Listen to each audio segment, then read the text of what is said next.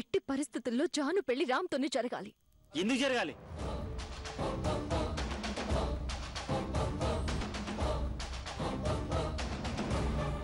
ఎందుకు జరగాలో కారణం చెప్పు స్రవంతి. జరగాలని కోరుకున్నాం, జరగట్లేదు. అలాగని దాన్నే పట్టుకుని వేలాడితే ఎలా? అయినా నువ్వు దేని గురించో టెన్షన్ పడుతున్నావని నాకు అనిపిస్తోంది. ఏదో విషయం దాచిపెడుతున్నావు అనిపిస్తోంది. అదేంటో చెప్పు, నేను కూడా నీకు హెల్ప్ చేస్తాను. అలాంటిదేం లేదండి, నేనేమి దాచడం లేదు. వాళ్ళిద్దరూ కలిస్తే బాగుంటుందని నా తాపత్రయం, అంతే. అదే ఎందుకని అడుగుతున్నాను. జానకి రామ్తోనే పెళ్లి ఎందుకు జరగాలి?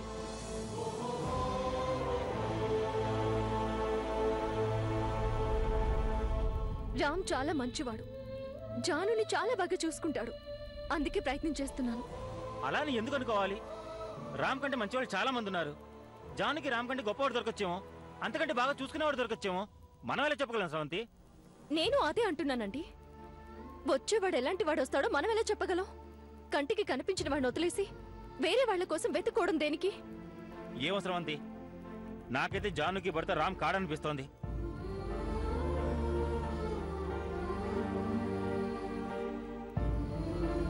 ఇంకెవరు ఉన్నారనిపిస్తోంది. My wife is alive! My wife is alive! My wife is alive!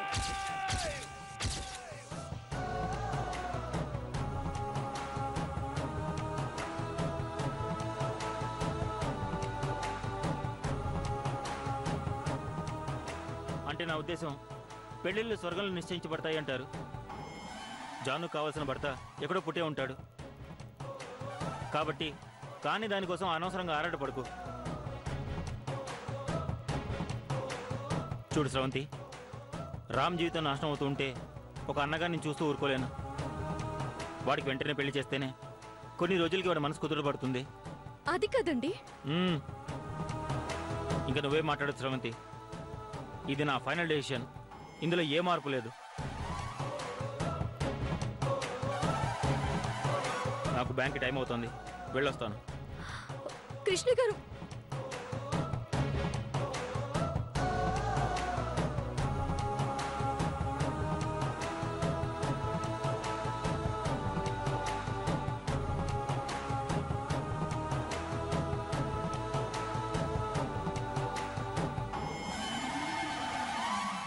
రాక్షస ప్రేమ,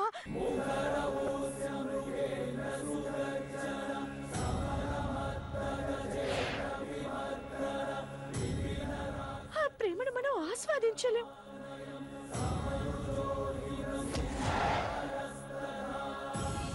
అది ఊపిరి పీల్చుకోలేనంత ప్రేమ.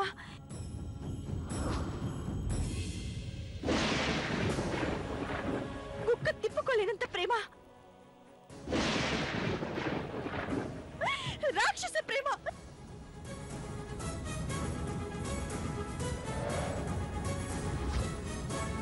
రాక్షస ప్రేమ.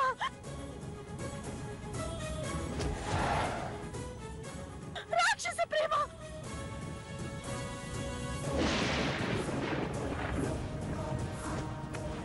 ఈసారి ఇలాగే జరిగితే నాకు నిజంగానే హార్ట్ అటాక్ వస్తుంది.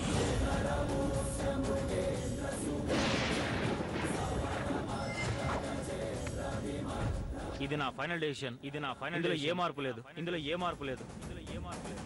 మీరమ్మా!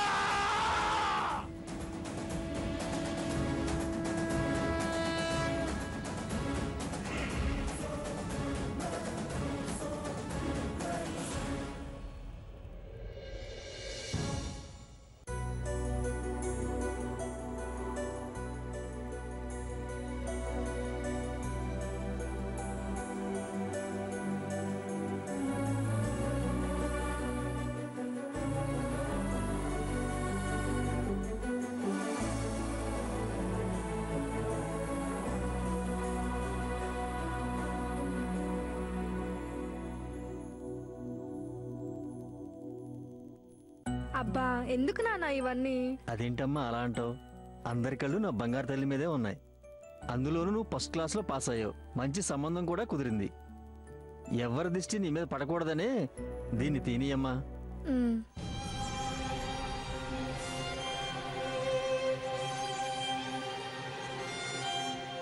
ఇరుగు దిష్టి, పొరుగు దిష్టి, ఊళ్ళో వాళ్ళ దృష్టి మొత్తం పోవాలి.